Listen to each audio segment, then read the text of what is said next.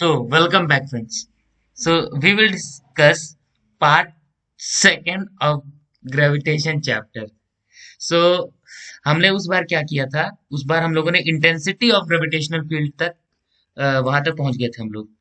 तो उसमें हम लोगों ने उतना अच्छे से नहीं समझा पाया क्योंकि मैंने उस वीडियो को थोड़ा सा ट्रिम किया था, तो शायद ये पार्ट थोड़ा सा कट गया था। तो मैं यही से आपको शुरू करता हूँ। इसके पहले मैं आपको एक और चीज बता दूं कि ये एक ग्रेविटेशनल पोटेंशियल एनर्जी जिसको मैं शायद उतना अच्छे से नहीं समझा पाया था, आपको मैं इससे इससे समझाता हूँ इस स्लाइड से। तो इस स्लाइड में क्या है, देखो ये मास जो स्मॉल एम तुम्हें दिख रहा होगा, यही जो मास है स्मॉल एम, ये क्या कर रहा है, खुद बता रहा है कि I have come from infinity. लिखा है I have come from infinity. तो यही बोलता है कि इन्फिनिटी से इस मास एम को लाने में पॉइंट पी तक, लेट से कि ये पॉइंट पी है ना, पॉइंट पी तक, इन्फिनिटी से इस मास को लाने में, वो भी कहां तक, पॉइंट पी तक, यहां तक जो वर्क डन लगा, उस वर्क डन को कैलकुलेट करना ही क्या कहलाता है, ग्रेविटेशनल पोटेंशियल एनर्जी कहलाता है। ग्रेविटेशनल पोटेंशियल एनर्जी कहलाता है। तो अब शायद तुमको समझ आया होगा इस रेंज तक। और हाँ, हम इसको इंफिनिटी से, इतनी मेहनत करके इंफिनिटी से यहाँ इस पी पॉइंट तक क्यों ला रहे हैं, इस पी पॉइंट तक हम क्यों ला रहे हैं, इस एम मास को, इस एम मास को हम लोग यहाँ तक क्यों ला रहे हैं, इसलिए ला रहे हैं क्योंकि ये जो बड़ा मास एम है, ये क्या करे, इससे एफ रिलेशनशिप बना सके, है ना। वो तो आगे की बात है, चलो।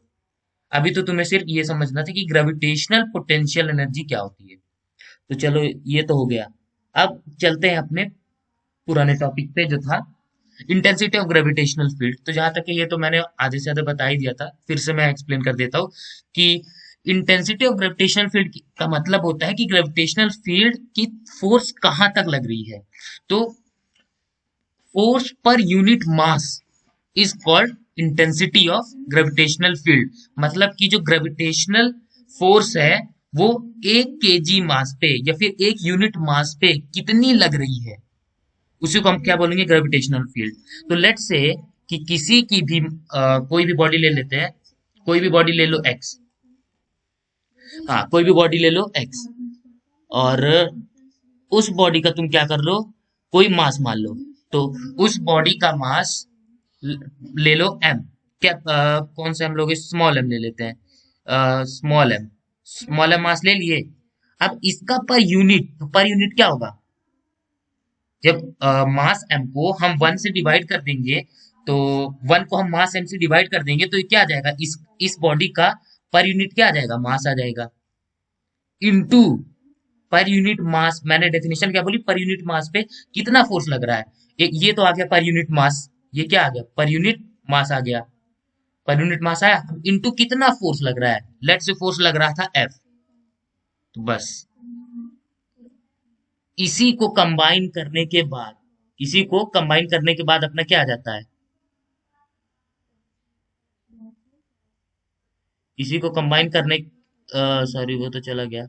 हाँ, तो इसी को अगर हम कंबाइन कर देंगे तो वही चीज आ जाएगी, एफ बाई एम, जो चीज यहाँ पे पहले से लिख रखी है, यही चीज यहाँ पे क्या रखी है, पहले से लिख रखी है। और ये भी एरो क्यों लगे हैं, एरो इसलिए लगे हैं क्योंकि ई को हम इंटेंसिटी ऑफ ग्रेविटेशनल फील्ड बोलते हैं। मतलब इंटेंसिटी ऑफ ग्रेविटेशनल फील्ड को हम ई से रिप्रेजेंट करते हैं। ठीक है, तो इनमें ये क्या है, वेक्टर रिलेशनशिप है। मतलब जिस डायरेक्शन में ई होगा, उस डायरेक्शन में क्या होगा, अपना एफ होगा। और ये एफ क्या है, ग्रेविटेशनल फोर्स है। और एफ की हम वैल्यू भी जानते हैं कि G into capital M upon small M upon R square. ठीक है, और अपॉन स्मॉल एम, पर यूनिट मास बोला था ना मैंने। अब स्मॉल एम से स्मॉल एम कट गया, तो बचा क्या, सिर्फ बचा, ये बचा, यहाँ पे लिखा भी है G M upon R square. तो इस, तो इन्फिनिटी पे ये पॉइंट इंपॉर्टेंट है कि इन्फिनिटी पे जो इंटेंसिटी होती है वो जीरो हो जाती है। क्यों, क्योंकि आर क्या हो जाता है अपना, इन्फिनिटी के इक्वल। और ये आर क्या है अपना, अपॉन में, तो और वन अपॉन इन्फिनिटी जो होती है वो अपनी क्या होती है, जीरो। वन अपॉन इन्फिनिटी होती है अपनी जीरो। तो इसीलिए इन्फिनिटी पे इंटेंसिटी अपनी जीरो हो जाती है। तो ये था अपने इंटेंसिटी ऑफ ग्रेविटेशनल फील्ड का पूरा कॉन्सेप्ट, है ना। तो बाकी नोट्स बनाने के लिए इसको हम एक्सप्लेन कर चुके हैं। और ये क्या था, हाँ, ये निकालना था अपना वर्क डन। वर्क डन क्या होता है, तो अब अभी मैंने बोला कि ग्रेविटेशनल पोटेंशियल एनर्जी क्या होती है, work done, sorry, gravitational potential energy क्या, हाँ, ग्रेविटेशनल पोटेंशियल एनर्जी इसके पहले से बताया था ना ये, कि वर्क डन किसी भी ऑब्जेक्ट को इन्फिनिटी से पी पॉइंट तक लाना, या किसी भी पॉइंट तक ले आना, उस रेंज में ले आना जहां पे ग्रेविटेशनल फील्ड है। तो उसमें कितना वर्क डन लगा, अब उसी वर्क डन को हम कैलकुलेट कर रहे हैं कि कितना वर्क डन होगा। यानी हम इनडायरेक्टली क्या कैलकुलेट कर रहे हैं, ग्रेविटेशनल पोटेंशियल एनर्जी कैलकुलेट कर रहे हैं। तो ग्रेविटेशनल फील्ड, ग्रेविटेशनल फोर्स का फॉर्मूला तो ये रहा, और वर्क डन का फॉर्मूला भी हमको पता है, W is equal to F into D. W is equal to F into D, ये फॉर्मूला होता है वर्क डन का, मतलब work done is equal to force into displacement. और हमने यहाँ पे इसको क्या लिखा है, DW लिखा है, ठीक है, मतलब कि छोटा वर्क डन ले रहे हैं, फिर थोड़ा थोड़ा वर्क डन करके बाद में हम इसको इंटीग्रेट करने वाले हैं। जैसे DW लिखा, तुम्हारे माइंड में खटक से क्लिक किया होगा कि हम इसको बाद में इंटीग्रेट करेंगे। और जो D है उसको हम लोगों ने क्या लिखा, DX, मतलब स्मॉल dx लिया, जैसे कि ये dx स्मॉल dx है, लिखा। अब इस f की वैल्यू रख दी, f की वैल्यू ये यहाँ पे पहले से ही रखी थी, इसको हम लोगों ने इस पे पुट कर दिया। इसमें पुट करने के बाद ये पूरा आया। इस पूरे के आने के बाद, इस पूरे को आने के बाद क्या किया हम लोगों ने, इंटीग्रेट किया। ये देखो इंटीग्रेट किया, तो ये W कैसे आया, यहाँ पे कैपिटल W कैसे आया, किया क्योंकि हम लोगों ने क्या किया, DW को क्या किया, इंटीग्रेट किया, तो वहां पे कैपिटल W आ गया। और फिर इसको इंटीग्रेट किया और लिमिट लगा दी R से इन्फिनिटी तक, क्योंकि हम ऑब्जेक्ट को कहां से ला रहे हैं, इन्फिनिटी से R तक, या इन्फिनिटी से P तक, किसी भी पॉइंट पे। तो यही किया इसने, इन्फिनिटी से R तक। और ये R है क्या, ग्रेविटेशनल फील्ड की रेंज। हम ऑब्जेक्ट को इतनी दूर से उठा के क्यों ला रहे हैं, क्योंकि हमें उसे क्या करना है, ग्रेविटेशनल फील्ड की रेंज में डालना है। बस इंटीग्रेशन किया, फॉर्मूला किया, और ये आ गया अपना वर्क डन का फॉर्मूला। ये है अपना वर्क डन का फॉर्मूला। ये पूरा फॉर्मूला, इसको हम क्या लिख सकते हैं, एफ अपॉन क्या लिख सकते हैं, एफ इंटू आर लिख सकते कि नहीं लिख सकते, एफ इंटू आर भी लिख सकते हैं, क्योंकि एफ की वैल्यू होती है Gmn/r²। और आर स्क्वायर, अगर मैं इसमें इंटू आर कर दूं तो ये किसके बराबर हो जाएगा, एफ के बराबर हो जाएगा, ये एफ के बराबर हो जाएगा। अब मैंने यहाँ पे इंटू आर किया अपॉन में, तो ऊपर भी इंटू आर करना पड़ेगा, जिससे कि क्या हो जाए, इक्वेशन बैलेंस हो जाए।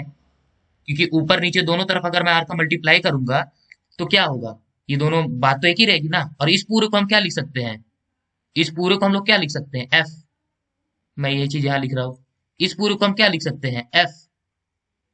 इस पूरे को आर से मल्टीप्लाई करने के बाद, क्योंकि ये क्या हो गया, GMN, G capital M into small m upon R का स्क्वायर हो जाएगा, ये दोनों मिलके आर का स्क्वायर बना लेंगे, तो ये एफ का ही फॉर्मूला है।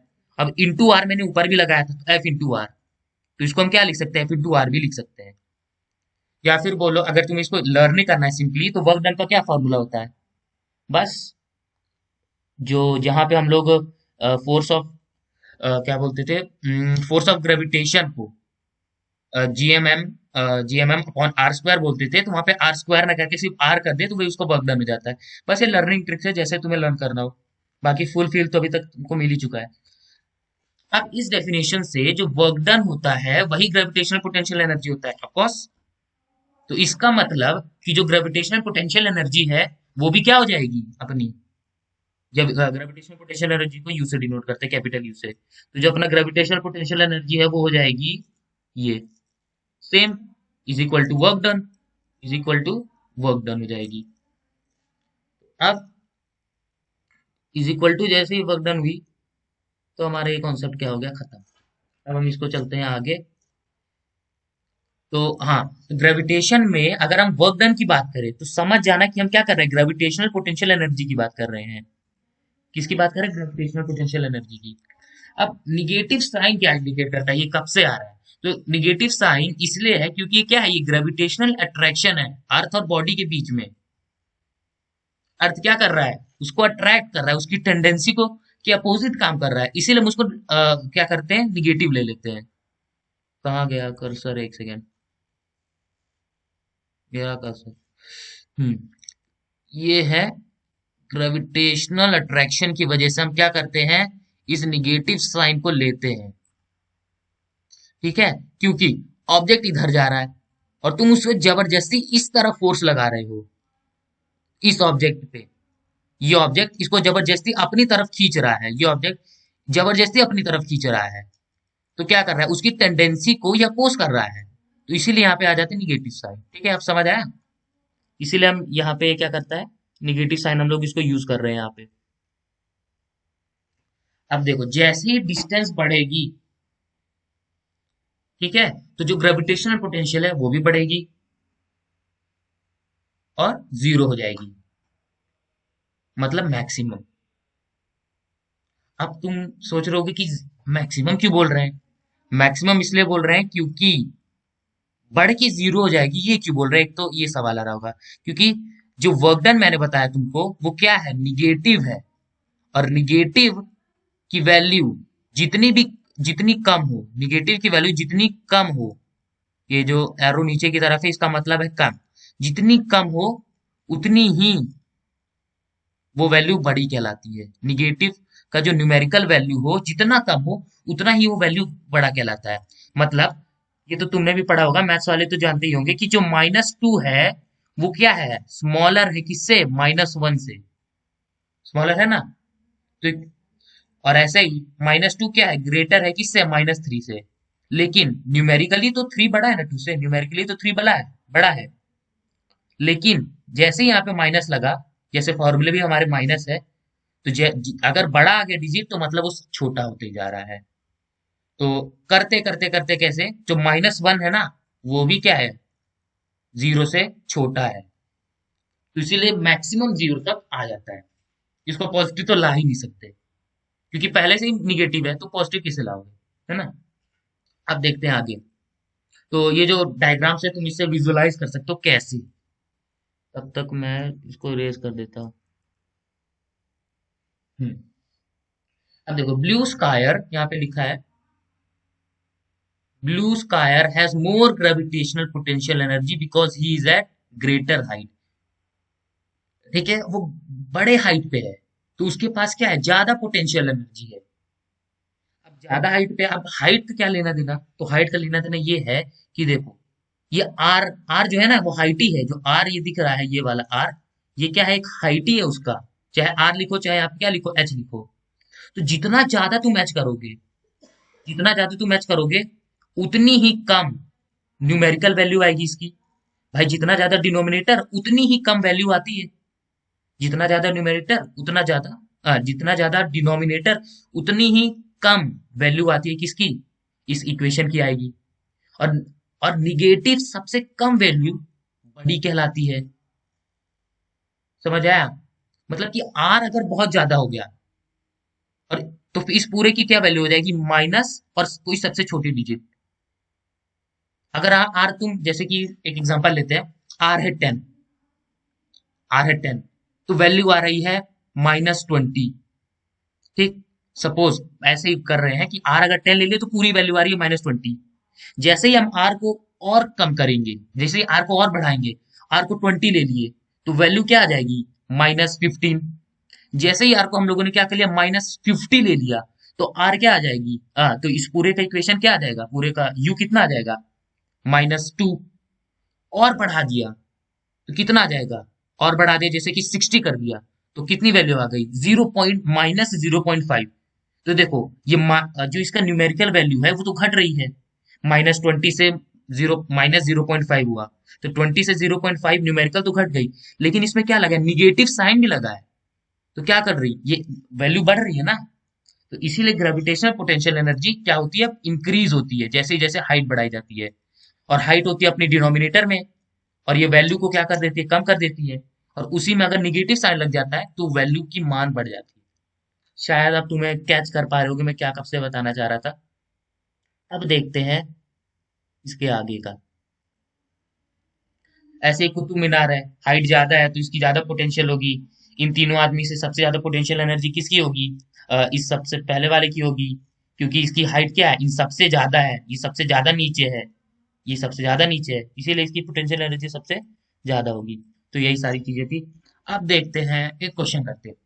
Find the potential energy of the system of four particles, each of mass small m, placed at the vertices of a square of side L. Square है तो सबकी साइड L है, इक्वल है। और potential energy at the centre of the square, ये भी हमको निकालना है। पहले तो पोटेंशियल एनर्जी पूरे सिस्टम की निकालनी है, फोर पार्टिकल की। फिर उसके बाद हमें पोटेंशियल एनर्जी निकालनी है इसके सेंटर पे कितनी होगी। तो सुपरपोजिशन के प्रिंसिपल पे हमने पढ़ा था कि जो पोटेंशियल एनर्जी किसी भी सिस्टम की होती है, वो उस पूरे सिस्टम के सम के बराबर होती है। तो वही पोटेंशियल एनर्जी अब कैसे कैसे तुम कैलकुलेट करोगे?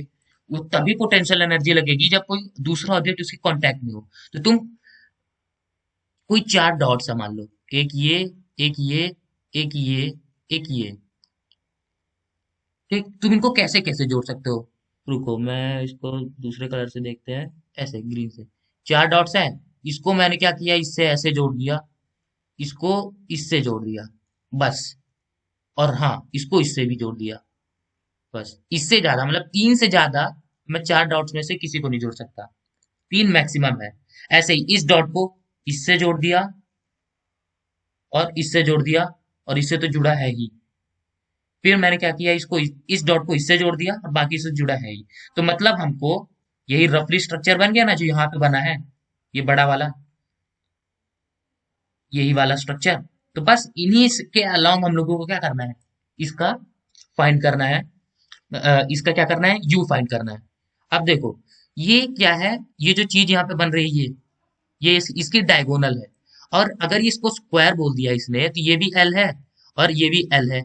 और पाइथागोरस थ्योरम से ये क्या हो जाएगा, टू रूट एल हो जाएगा। सॉरी, रूट टू एल हो जाएगा ना, रूट टू एल। ये क्या हो जाएगा अपना, रूट रूट टू एल, या एल रूट टू, वही इसने लेके किया है। ठीक है ना, रूट टू एल या एल रूट टू। तो बस इनके बीच की डिस्टेंस मालूम हो गई, और इसके साइड की भी डिस्टेंस हमको मालूम है, एल है।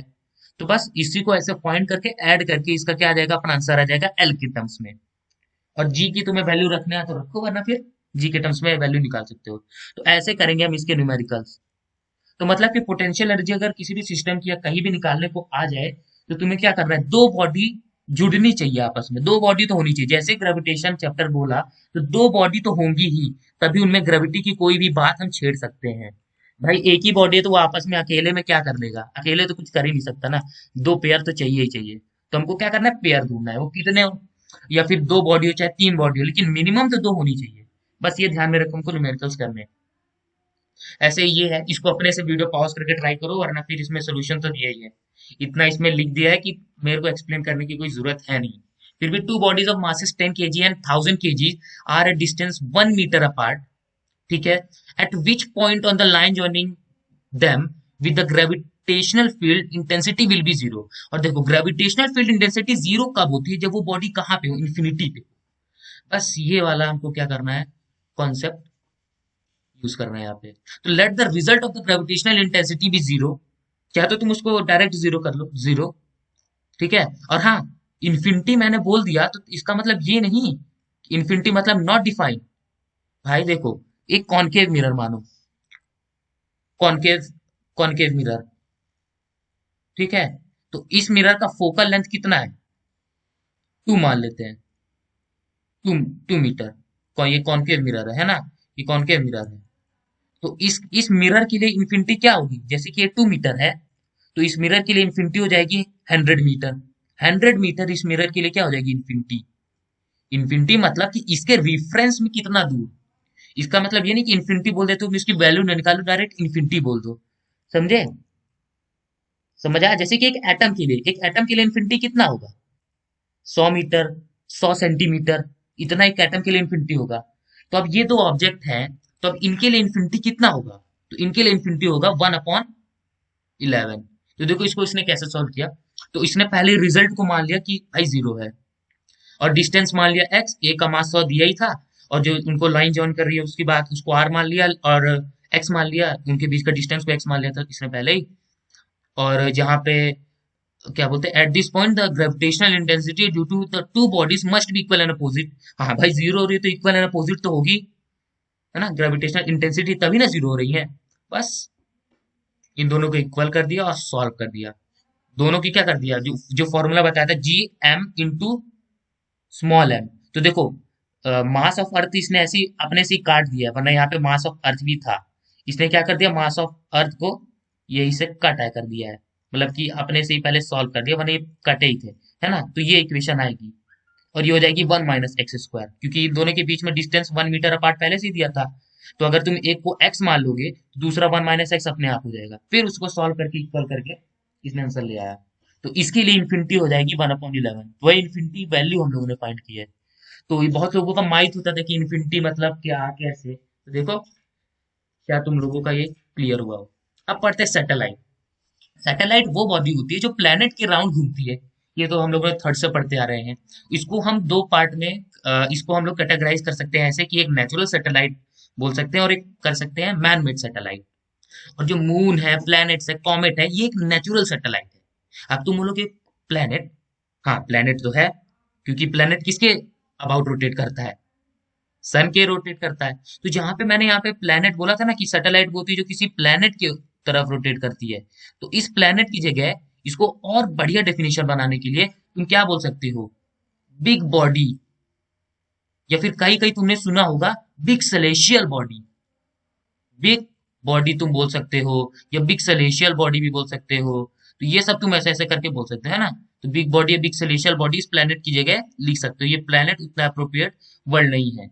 ऐसे ही कॉमेट, कॉमेट भी एक सैटेलाइट की बोल दिया, अगर शायद तुम्हें पता हो या ना हो। कॉमेट भी होता है जिसकी टेल अगर वो हमारे अर्थ की तरफ कभी गिरता भी है तो उसकी जो टेल होती है ना, वो टूवर्ड्स क्या होती है, ये टेल है इसकी, मान लो ये पूरा कॉमेट है, तो इसका जो ये टेल है ना, ये किसकी तरफ है, सन की तरफ हमेशा होता है।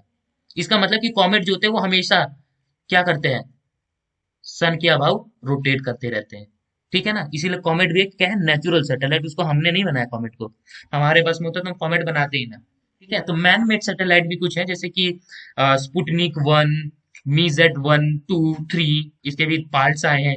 ये सारे कम्युनिकेशन सैटेलाइट्स हैं। तो देखो सैटेलाइट्स का ऐसे ही देखो, सैटेलाइट्स आर्टिफिशियल, नेचुरल। नेचुरल का तो हम कुछ कर ही नहीं सकते पार्ट्स, आर्टिफिशियल के हम कर सकते हैं जियो स्टेशनरी और पोलर। अब देखो जियो स्टेशनरी क्या होता है, पहले हम देखते हैं एस्केप वेलोसिटी। ये एक मिनिमम वेलोसिटी होती है किसी भी ऑब्जेक्ट की, कि वो ग्रेविटेशनल पुल से बाहर आ सके अर्थ के, मतलब कि अर्थ के ग्रेविटेशनल फील्ड से बाहर आ जाए। किसी ऑब्जेक्ट को हम कितनी वेलोसिटी दे दें कि वो अर्थ के ग्रेविटेशनल पुल से बाहर आ जाए, वही वेलोसिटी कहलाती है एस्केप वेलोसिटी। वही उस ऑब्जेक्ट के लिए क्या कहलाएगी, उसकी एस्केप वेलोसिटी। ठीक है, तो जैसे कि ये रॉकेट हमारे अर्थ से जाता है, तो इस यही वेलोसिटी हम यूज करते हैं, कैलकुलेट करके हम रॉकेट को उसी वेलोसिटी से उड़ाते हैं कि अर्थ के ग्रेविटेशनल पुल से बाहर आ जाए। तो देखो ग्रेविटेशनल पुल से रॉकेट बाहर आ भी जाता है, हम लोग स्पेस देखा भी है। तो मतलब ये बहुत फ्रूटफुल चीज है इसकी वेलोसिटी। मिनिमम एनर्जी मिनिमम दे दो, क्योंकि भाई मैक्सिमम कोई नहीं खर्च करना चाहता, क्यों हम फालतू की वेलोसिटी वेस्ट करें। वेलोसिटी को बढ़ाने के लिए क्या क्या करना पड़ रहा है, तो हम मिनिमम ढूंढते हैं, इसलिए मिनिमम एस्केप वेलोसिटी जिससे काम हो जाए। ठीक है, expression flaws for escape velocity, escape velocity को हम क्या करते हैं, वीई से डिनोट करते हैं। ये जो दिख रहा है ना एस्केप वेलोसिटी है वीई, वेलोसिटी ऑफ बॉडी, इसी को एस्केप वेलोसिटी बोलते हैं। तो kinetic energy of body near अर्थ क्या होती है, हाफ एम। जहां पे वेलोसिटी लेते थे वहां एस्केप वेलोसिटी लेंगे, वी का square. Potential energy minus G capital M small M R. Potential energy, अब पता है ना कि हम ये क्यों ले रहे हैं, ग्रेविटेशन के चैप्टर में पोटेंशियल एनर्जी यही लेंगे, ठीक है ना। ये तो मैंने बताया, ग्रेविटेशनल पोटेंशियल एनर्जी ही है ये, क्योंकि ग्रेविटी के रिस्पेक्ट में ले रहे हैं तो ये पोटेंशियल एनर्जी हो जाएगी। ठीक है, अब total energy of the body near the earth कितनी होगी, टोटल पोटेंशियल, टोटल एनर्जी क्या होती है, potential energy plus kinetic energy, दोनों को ऐड कर दो। जैसे ही ऐड किया तो एक इनफाइनाइट डिस्टेंस जो हमारी काइनेटिक और पोटेंशियल एनर्जी होगी वो क्या हो जाएगी, जीरो। एक इनफाइनाइट डिस्टेंस पे। बस इन दोनों को इक्वल करके हम लोगों ने सॉल्व किया, तो ये आ गया अपना वी स्क्वायर का, और इससे हमारा आ गया हमारी रियल वैल्यू। तो जो अपनी एस्केप वेलोसिटी होती है, अगर हम टू टाइम्स करें ग्रेविटेशनल कांस्टेंट का और अर्थ के मास का और उसके रेडियस का, और उसको रेडियस से उसको डिवाइड कर दे, फिर उसका अंडर रूट ले ले, तो ये आती है उसकी एस्केप वेलोसिटी। हालांकि तुम्हें ये तो नहीं याद करना होगा, तुम्हें याद करना होगा इसकी फिक्स वैल्यू, क्योंकि देखो कैपिटल जी की भी एक फिक्स वैल्यू होती है, कैपिटल एम की भी फिक्स वैल्यू होती है, क्योंकि मास ऑफ अर्थ हमको पता है, रेडियस ऑफ अर्थ भी पता है, और कैपिटल जी भी पता है, और टू का रूट भी पता है। तो इसको सॉल्व करने के बाद एक वैल्यू आती है, चलो उस वैल्यू को देखते हैं वो वैल्यू कितनी है। और वो वैल्यू अपनी कहलाती है 11.2 किलोमीटर पर सेकेंड। उस वैल्यू को क्या बोलते हैं? 11.2 मीटर पर सेकेंड। चाहे तुम इसको ऐसे डायरेक्ट रख के सॉल्व करो, सॉरी इसमें डायरेक्ट रख के सॉल्व करो, चाहे इसको जी के इक्वल करा दो, क्योंकि जीएम अपॉन आर स्क्वायर क्या होता है? जी होता है। तो तुम वीई को और क्या लिख सकते हो? Root two G R. और रेडियस तो पता है 6400 किलोमीटर होता है, उसी ने इसको क्या कर दिया, 6.4 into 10 to the power 6 metre कर दिया है ना, किलोमीटर होता है। तो बस ये सारी वैल्यू रख दोगे तो 11.2 किलोमीटर पर सेकेंड से तुम किसी भी ऑब्जेक्ट को फेंक दो, बॉल ले लो 11.2 किलोमीटर पर सेकेंड से फेंक दो अगर तुम, तो देखना वो अर्थ के बाहर चली जाएगी स्पेस में। पर इतना दम तो तुम्हारे अंदर है नहीं, ना किसी के अंदर है। चाहे तुम रोमन रेंज को बोलो, चाहे तुम खली को बोलो, चाहे तुम जॉन सीना को बोलो। अब एस्केप वेलोसिटी अगर हम फाइंड करें, find the escape velocity at the earth gives the radius 6400 and the value of g at its surface is कितना, तो वही चीज है, उसी को हम लोगों ने किया है। और escape velocity वापस कैसे निकाला इसने, चाहे तो तुम जी वाले तरीके से करो, चाहे तुम पूरी वैल्यू लिख के फिर सॉल्व करके ये यही वैल्यू निकालो 11.2 मीटर। रियल वैल्यू इसकी आती है 11.18, तो हम उसका अप्रोक्सीमेटली के लिए क्या कर ले लेते हैं, अपने कैलकुलेशन इजी करने के लिए ले लेते हैं प्लैनेट्स। अब ये सारी इंपॉर्टेंट एस्केप वेलोसिटीज है, हालांकि तुम्हें इसको किसी को याद नहीं करना, अगर होगा तो तुम खुद भी निकाल सकते हो, नहीं निकाल सकते हो, तुम नहीं निकाल सकते, धीरे धीरे तुम निकालना सीख जाओगे, जैसे तुम्हें प्लैनेट्स के रेडियस याद हो जाएंगे तो अभी तुम्हें याद नहीं करना, ये सारे क्या है, एस्केप वेलोसिटीज है किसी भी प्लैनेट से निकलने के। मरकुरी की 4.25 है, देखो जिसकी भी तुम्हें साइज कम दिख रही होगी ना, उसकी एस्केप वेलोसिटी भी कम दिख रही होगी। जैसे कि मरकुरी बहुत छोटा है, मरकुरी की है 4.2 किलोमीटर पर सेकेंड, और मार्स भी थोड़ा छोटा है, अर्थ से छोटा ही है, तो 5.03 मीटर किलोमीटर पर सेकेंड। और वीनस और अर्थ लगभग बराबर है, लेकिन वीनस थोड़ा सा छोटा है, इसलिए वीनस की है 10.36 किलोमीटर पर सेकेंड, और अपने अर्थ की 11.19 किलोमीटर पर सेकेंड। सैटर्न जुपिटर तो बड़ा ही है, तो सबसे बड़ा जुपिटर है, इसीलिए इसकी सबसे मैक्सिमम वैल्यू है 60.20 किलोमीटर पर सेकेंड। और इसकी है 36.09, क्योंकि सैटर्न यूरेनस से बड़ा है, तो यूरेनस की थोड़ी सी कम है 21.38। और ये रहा अपना नेपट्यून जो 23 लेके चलता है। हाँ, नेपट्यून का थोड़ा अलग ही किस्सा है, चलो ये बाद में, अभी तो इतना जरूरी नहीं है। ये तो रफ था, रफली। हाँ, तुम्हें जिन जिन के याद करने हैं वो मैंने यहाँ पे लिस्ट दे दी है। जैसे कि मून की एस्केप वेलोसिटी होती है 2.3 किलोमीटर पर सेकेंड, मून में 2.3 किलोमीटर पर सेकेंड, और इतना फोर्स तुम लगा सकते हो, इसीलिए बोलते हैं कि अगर तुम मून में खड़े हो जाओ और एक बहुत जोर लगा के अगर बॉल फेंक दो ना, तो वो देखना इन्फिनिटी पे चली जाएगी, मतलब कि मून के ग्रेविटेशनल फील्ड के बाहर स्पेस में ही चली जाएगी। तो इतना तुम दम लगा सकते हो। मरकुरी की याद करके रखना 4.28 सबसे कम और सबसे छोटा प्लेनेट यही है, इसीलिए 4.28 इसको तो याद करना ही चाहिए। 428, ये 428 कोई जाना पहचाने नहीं लग रहा क्या? हाँ, 4.28, ठीक है ना। और अर्थ की है 11.2, और जुपिटर की है 60, और सन की है 618। सन सबसे बड़ा है तो उसकी 618 है, मतलब कितना बड़ा? सन इतना बड़ा है कि उसमें 1300 अर्थ समा सकती है। तो इससे तुम अंदाजा लगा सकते हो कि इसके एस्केप वेलोसिटी कितनी वैल्यू है। तो ये सारी वैल्यूज तो हमको याद होनी चाहिए। जुपिटर की तो 60 है, और ऐसा हम बोलते हैं कि जो जुपिटर की जो जुपिटर की साइज को अगर हम 10 टाइम्स मल्टीप्लाई कर दें, कितने टाइम्स? 10 टाइम्स मल्टीप्लाई कर दे तो वो सन की साइज जितना हो जाता है। तो क्या हो जाता है, सन की साइज इतना हो जाता है। तो खुद ही देखो 60 को अगर हम 10 टाइम्स मल्टीप्लाई कर दे तो 600 के आसपास क्या आ रही है हमारी एस्केप वेलोसिटी। तो इन दोनों के बीच में रिलेशन से क्या तुम्हें ये याद हो जाए, लर्न हो जाए, है ना, 60 और ये 618। क्योंकि जो हम 10 टाइम्स बोलते हैं वो भी अप्रोक्सी 10 टाइम्स है, ये नहीं कि जुपिटर को सच्ची में अगर हम 10 टाइम्स कर दे तो सन की जितना हो जाए।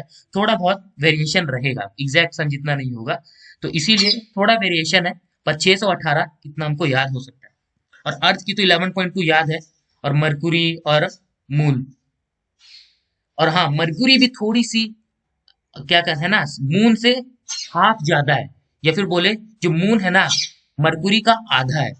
तो देखो तुम इनके बीच में भी रिलेशन डेवलप कर सकते हो।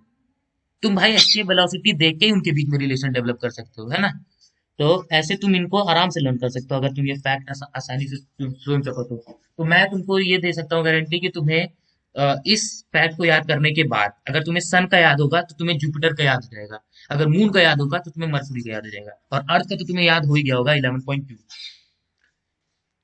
बस अब ये रहे कुछ अपने न्यूमेरिकल्स। न्यूमेरिकल्स लगाओ तभी तुम्हारे जो कॉन्सेप्ट है ना क्लियर होगी। जो मैंने तुम्हें वीडियो में वादा किया था कि तुम इस वीडियो को देखने के बाद तुम्हारे पूरे फॉर्मूले रट जाएंगे, तो वो ऐसे नहीं रटेंगे। जब तुम मेरे साथ न्यूमेरिकल्स लगाओगे, वीडियो पॉज करोगे और न्यूमेरिकल्स लगाओगे फॉर्मूले लिख लिख के, तो देखना तुम्हें पूरा ये ग्रेविटेशन चैप्टर ना इन्हीं 2 घंटों में खत्म हो जाएगा, शायद 2 घंटों से भी कम में खत्म हो जाएगा। तो देखो न्यूमेरिकल्स लगाओ, तो यही है। ये सब तो फिर इसको पॉज करके लगाना और ये आंसर इसका मैच कर लेना, है ना।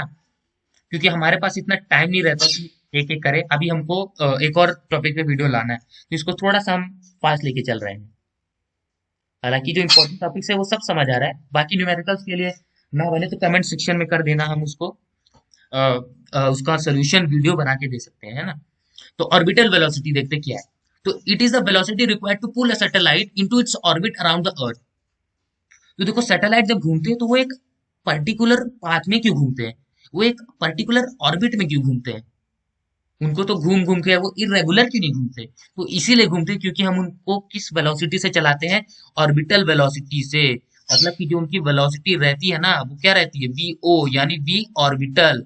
ऑर्बिटल वेलोसिटी से हम इनको चलाते हैं, तब जाके ये क्या करती हैं, एक फिक्स ऑर्बिट में घूमती हैं। फिक्स ऑर्बिट में घूम घूम के क्या करती हैं, रोटेट करती हैं ये, है ना।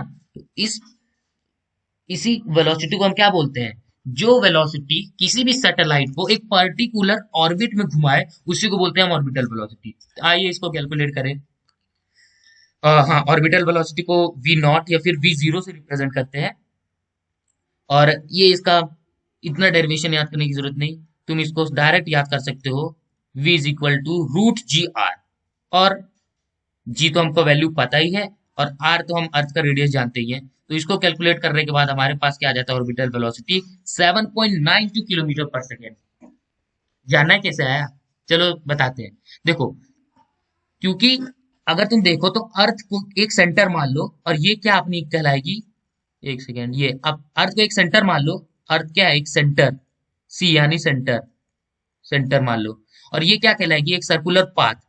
और जो फोर्स जो फोर्स सेंटर की तरफ किसी भी ऑब्जेक्ट को खींचे वो क्या कहलाती है, सेंट्रीपेटल फोर्स। और उसका फॉर्मूला क्या होता है, mv² अपॉन आर। ये देखो mv²अपॉन आर, mv²अपॉन आर है ही। अर्थ, ये है अर्थ का रेडियस आर तक। इससे जितना आगे, मान लो एच हाइट के तक तुमने क्या किया, यहां पे तुमने सैटेलाइट रखा, तो सर्कल पूरा माना जाएगा ना, सिर्फ अर्थ तक थोड़ी सर्कल माना जाएगा। तो जो उसमें आर होता है वो क्या हो जाएगा, आर प्लस एच के बराबर होगा। इस आर को, इन दोनों को ऐड कर देंगे, तब जाके ना ये पूरी डिस्टेंस आने वाली है यहाँ से लेकर के यहाँ तक। तो वही चीज इसने यहाँ पे किया है, इस आर की जगह इसने क्या कर दिया, ये आर प्लस एच रख दिया सेंट्रीपेटल एक्सेलरेशन में। और जो ग्रेविटेशनल फोर्स होता है अर्थ और सैटेलाइट के बीच में, वही होता है capital G M, capital M small M upon R square. तो उसमें उस आर में भी तुम्हें क्या रखना है, आर प्लस एच रखना है, उस आर में भी आर प्लस एच रख देना है। और स्टेबल ऑर्बिटल मोशन के लिए, स्टेबल ऑर्बिटल मोशन मतलब कि एक पर्टिकुलर गोले में, ये पूरे एक पर्टिकुलर सर्कुलर ऑर्बिटल के लिए जो M V square upon R plus H होगा वो क्या होगा, G capital M small M upon R square plus H के, मतलब कि जो सेंट्रीपेटल फोर्स होगा वो ग्रेविटेशनल फोर्स के क्या होगा, इक्वल होगा। उसने ये बोला है कि जो एफ सेंट्रीपेटल है, एफ सी जिसको मैं नीचे सी लिख रहा हूं, वो किसके इक्वल होगा, एफ सेंट्रीपेटल और एफ ग्रेविटेशन की, जिसको मैं एफ जी लिख रहा हूं।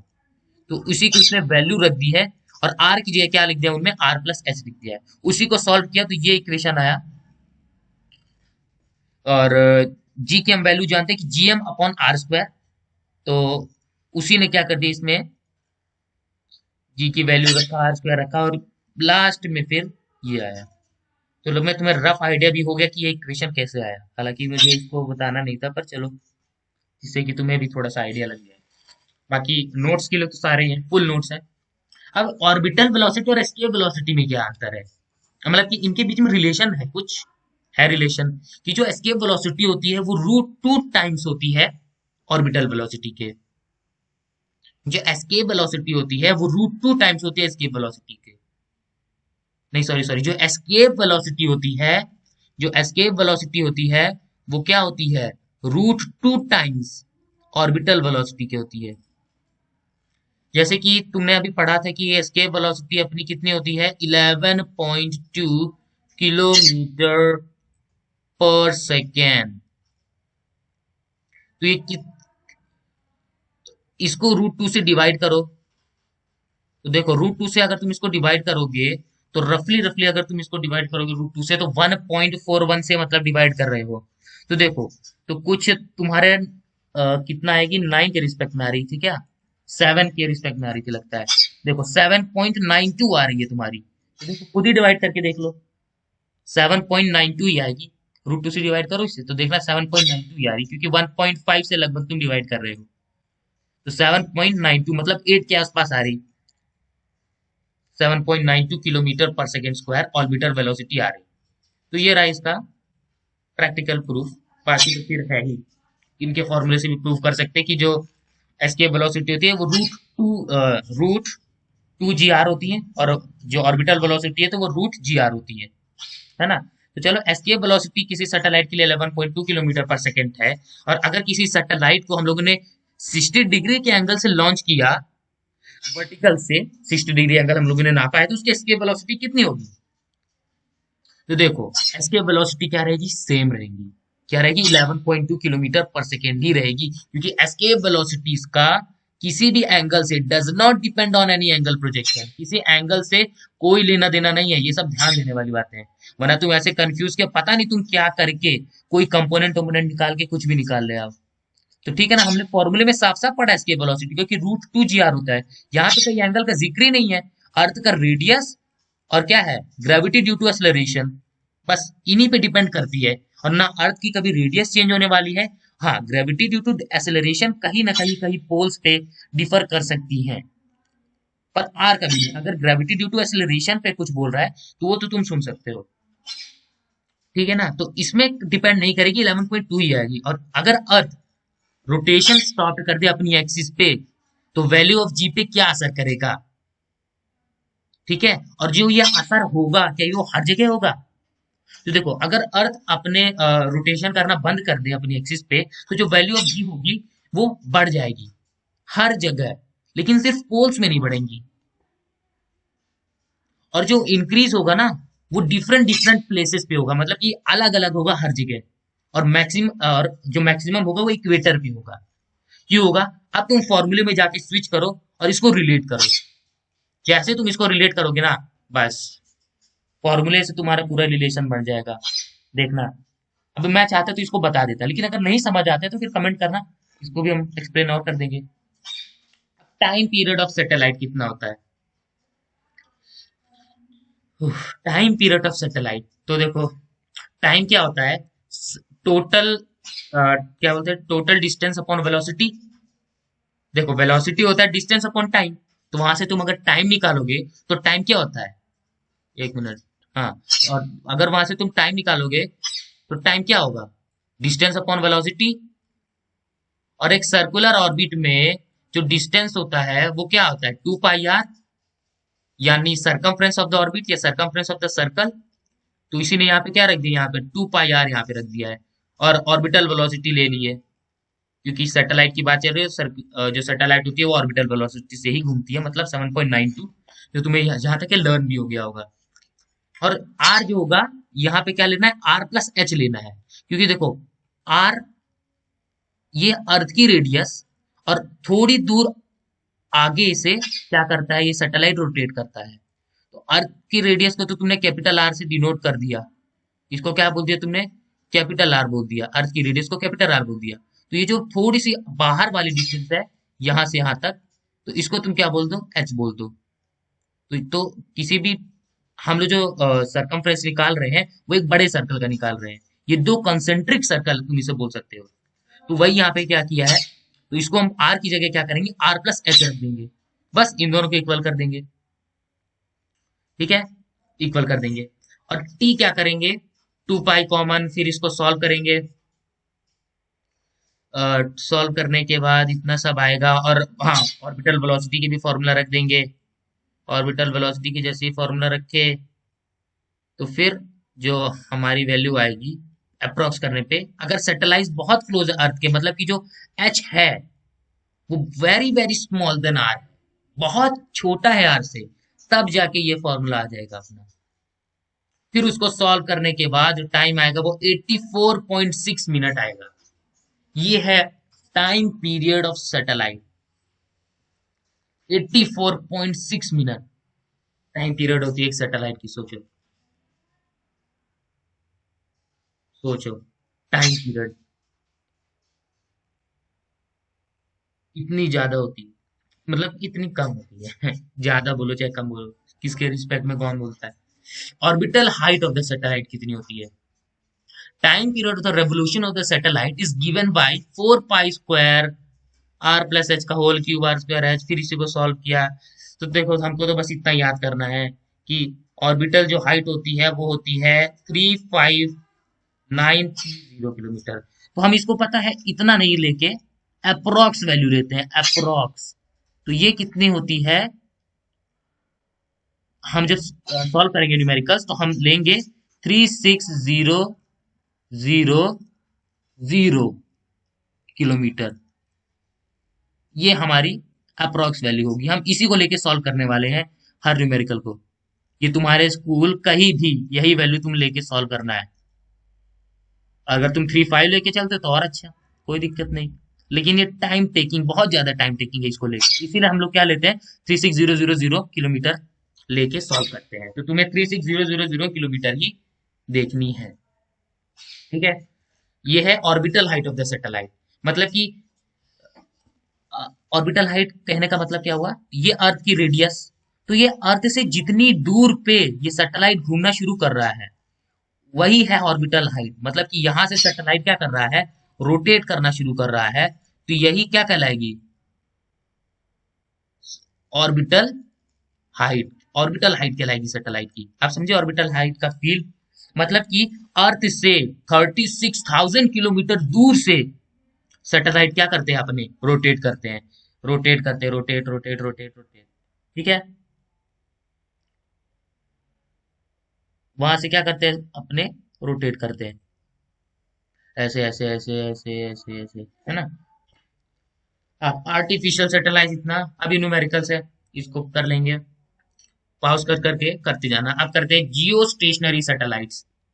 क्या करते हैं, जियो स्टेशनरी सैटेलाइट्स। जैसे कि नेम बता ही रहा है तुम्हें कि जो सैटेलाइट है जो अर्थ की, जियो मतलब अर्थ, और स्टेशनरी तो जो अर्थ के अराउंड रिवॉल्व करे, वो भी कैसा अराउंड, क्योंकि दो तरह से अराउंड कर सकता है ना, दो तरह से अराउंड कर सकता है।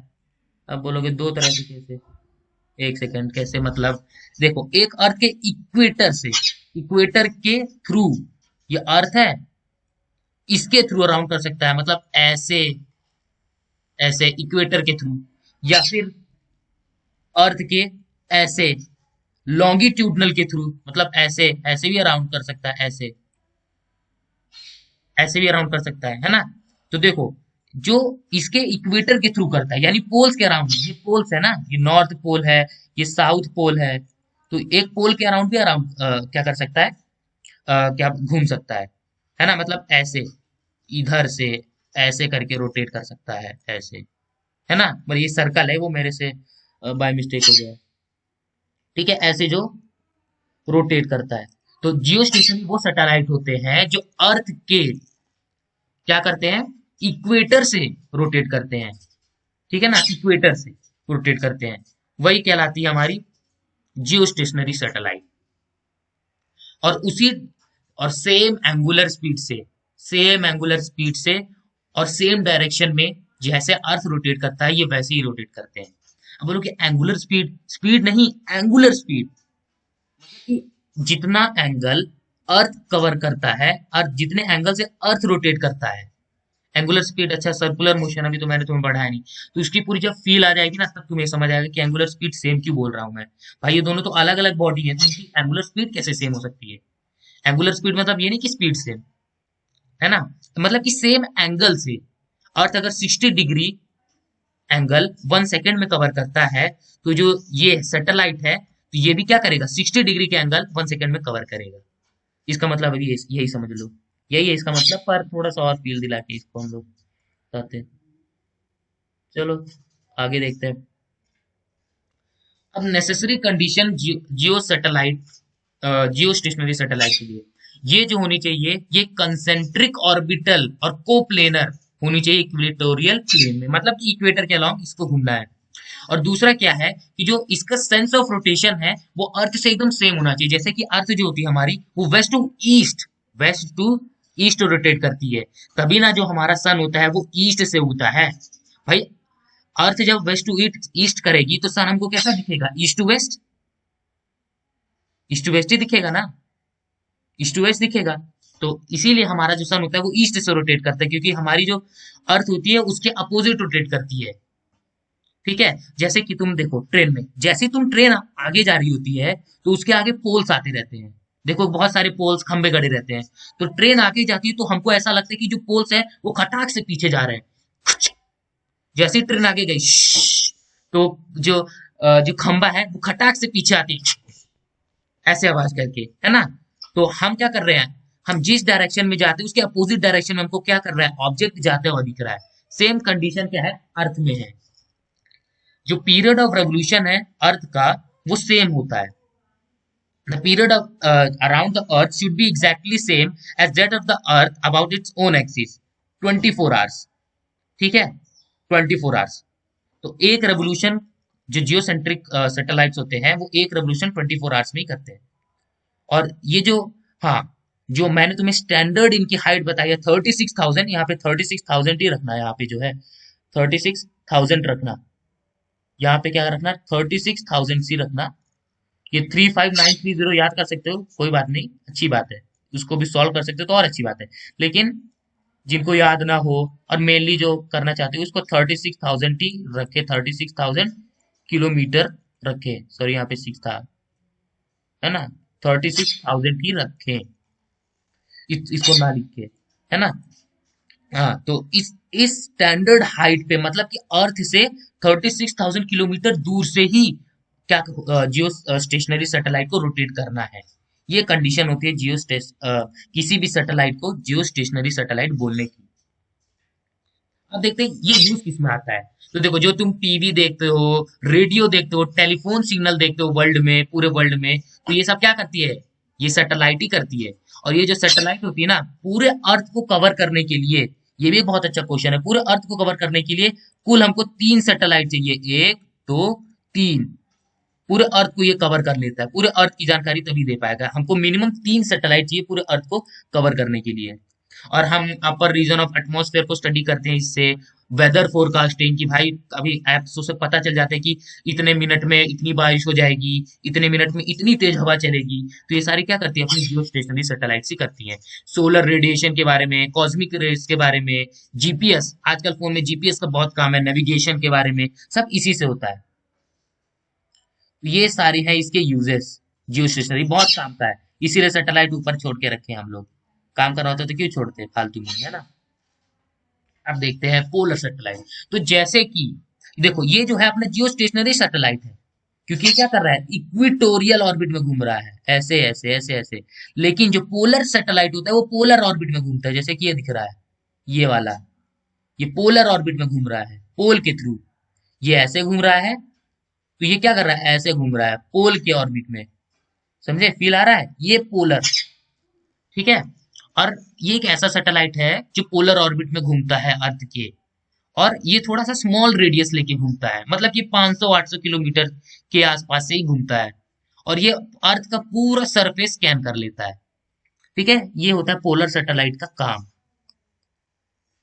अब देखो, पोलर सैटेलाइट यूज किस लिए आता है। ये वेदर और इन्वायरमेंटल मॉनिटरिंग के लिए आता है। अब तुम बोलोगे कि ये तो जियो स्टेशनरी सैटेलाइट भी करता था, लेकिन देखो, जियो स्टेशनरी सैटेलाइट जो था वो क्या था, अर्थ से काफी दूर था, अर्थ से काफी दूर था। और जो ये अपना पोलर सैटेलाइट है वो अर्थ की क्या है, पास है। तो सबसे ज्यादा एक्यूरेट कौन हमको मेजरमेंट देगा, पोलर सैटेलाइट देगा। तो इसीलिए हम क्या करेंगे, पोलर सैटेलाइट से ही इंफॉर्मेशन लेंगे। दोनों देते दोनों है, लेकिन सबसे ज्यादा एक्यूरेट किसका होता है, पोलर सैटेलाइट का एक्यूरेट होता है। ठीक है, तो वेदर और इन्वायरमेंटल मॉनिटरिंग में हम लोग पोलर सैटेलाइट का ज्यादा यूज करते हैं। तो जैसे कि यहाँ पे लिखा भी है कि they provide more reliable information than geostationary satellite because their orbits are more close to earth. यही है। और they are use in spying work for military purpose. Spying work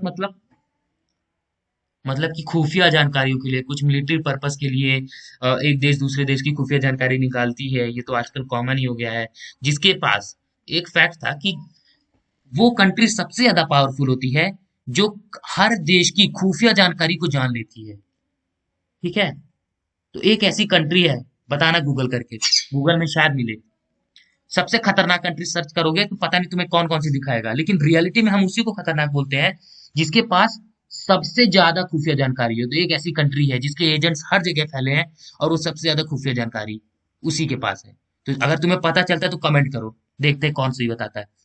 अपने टीचर से भी पूछो। हाँ, तो they are use to study topography of moon, Venus और मार्स। इनकी टोपोग्राफी, टोपोग्राफी मतलब पहाड़, पेड़, नदियां, है ना, तो पहाड़ इन सबको ही देखने पे टोपोग्राफी मतलब उनका लैंड स्ट्रक्चर, इन सब के लिए क्या करती है, मून, वीनस कैसा हालचाल इनका चल रहा है। ठीक है ना, तो इन सबको देखने के लिए क्या करती है, अपनी पोलर सैटेलाइट यूज होती है। अब total energy of the satellite, अब घूम रहे तो इसकी टोटल एनर्जी क्या है। हाँ, निगेटिव साइन क्या इंडिकेट करती है कि क्योंकि ये अर्थ से बाउंड है। यहाँ पे जो निगेटिव साइन बार बार तुम्हें आ रहा है, जैसे कि यहाँ पे भी आ रहा है ये, और यहाँ पे भी आ रहा है, तो ये इसलिए क्योंकि अर्थ से बाउंड है, इसीलिए। जैसे वहां पे, और जो टोटल एनर्जी होती है वहां पे हम क्या करते थे, आर के स्क्वायर से हम लोग उसको क्या करते थे, डिवाइड करते थे। यहाँ पे क्या करेंगे, टोटल एनर्जी में आर, 2r से डिवाइड करेंगे, आर के डबल से, ना कि आर के स्क्वायर से। पोटेंशियल एनर्जी वही होती है जो अभी तक हम लोग पढ़ते आ रहे हैं, पोटेंशियल तो कभी नहीं बदलेगी। Kinetic half M V square. ठीक है, एम तो हो गया अपना जो था स्मॉल एम, और वी स्क्वायर की जगह क्या आ जाएगा, जी एम बाई आर। ये वी स्क्वायर की जगह आ जाएगा। बस टोटल एनर्जी क्या होती है, potential energy plus kinetic energy रख दिया, और ये आ गई अपनी value total energy of satellite की। निगेटिव साइन फिर बता देता हूँ कि ये डिनोट करता है कि अर्थ से बाउंड है सैटेलाइट। निगेटिव साइन अपना ये बार बार बताता है। ये अपना निगेटिव साइन बार बार बताता है।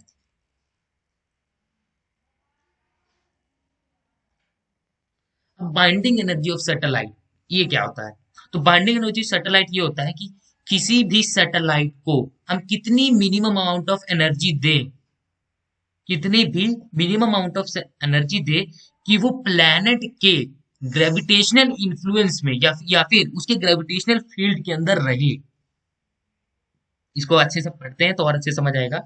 ये तो binding energy of a satellite can be defined as the minimum amount of energy required to supply to it in order to make in order to free the satellite from the gravitational field influence of the earth, in order to take the satellite from the orbit to a point at infinity।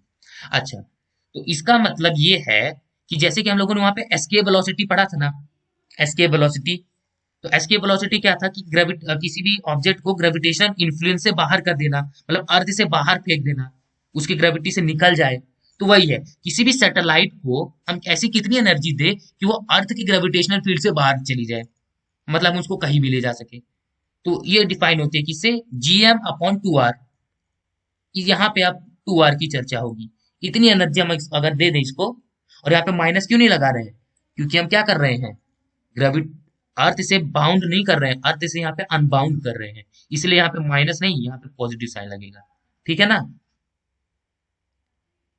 ये होती है। और इसकी energy क्या होती है, हाँ, और यहाँ पे binding energy G capital M upon two R ही क्यों आया, इसलिए आया क्योंकि इसकी टोटल एनर्जी कितनी थी, जी minus G capital M small M upon two R, minus में थी, इसी को हमने पॉजिटिव में लिख दी।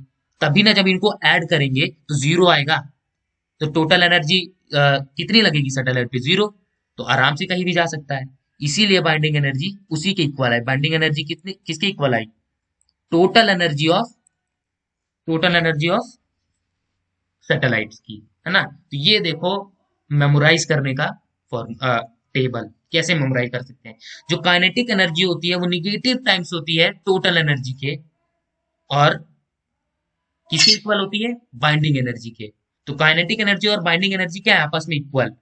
और जो काइनेटिक और बाइंडिंग एनर्जी है वो निगेटिव टाइम से किसके, टोटल एनर्जी के, और टू माइनस टू टाइम से किसके, पोटेंशियल एनर्जी के। तो मतलब टोटल एनर्जी और पोटेंशियल एनर्जी दोनों क्या है, निगेटिव।